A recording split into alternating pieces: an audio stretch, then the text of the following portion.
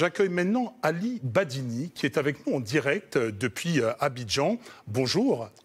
Bonjour, monsieur Robert Moisin. Vous êtes à la tête de Crédit Access, une société de microfinance spécialisée notamment dans le financement du secteur informel. Vous qui êtes aux premières loges, j'ai envie de vous demander comment va le secteur informel après le Covid.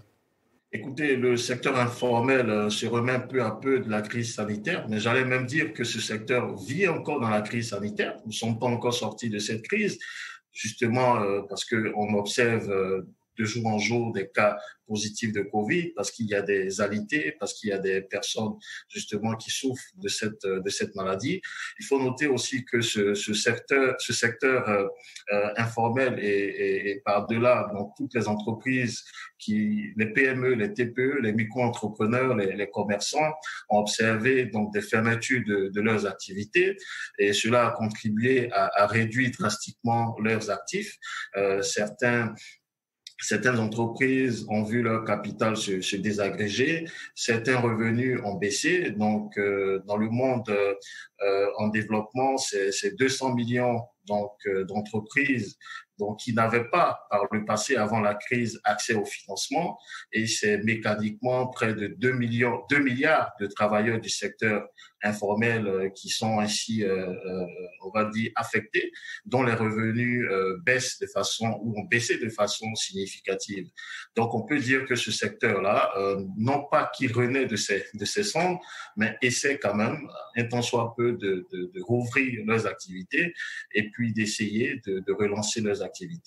Monsieur Badini, depuis la fin des restrictions, vous voyez un rebond dans les investissements ?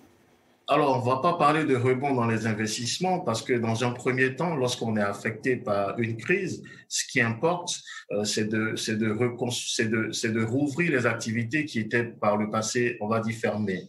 Donc, les besoins de financement vont s'orienter en matière de renforcement de besoins en fonds de roulement ou vont se baser sur tout ce qui est reprise du cycle d'exploitation. Certaines entreprises, certaines PME avaient pour, on va dire, objectif de reconstituer donc leur tissu productif, ce qui est beaucoup plus important que les investissements. Après, même quand on observe une certaine reprise dans l'activité, le plus important pour elles était d'abord de rouvrir leurs activités, donc d'avoir un minimum de ressources pour donner une certaine vigueur à l'activité qui est restée pendant plusieurs mois fermée. Donc cela a consisté à rappeler donc leurs effectifs qui étaient mis au chômage. Cela a consisté donc à donner un coup de fraîcheur donc à leurs activités pour pouvoir attirer les clients qui sont restés bien longtemps, on va dire, confinés chez eux.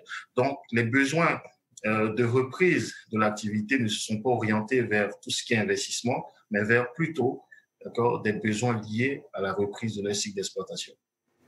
Ali Badini, merci d'avoir répondu à nos questions. C'est moi.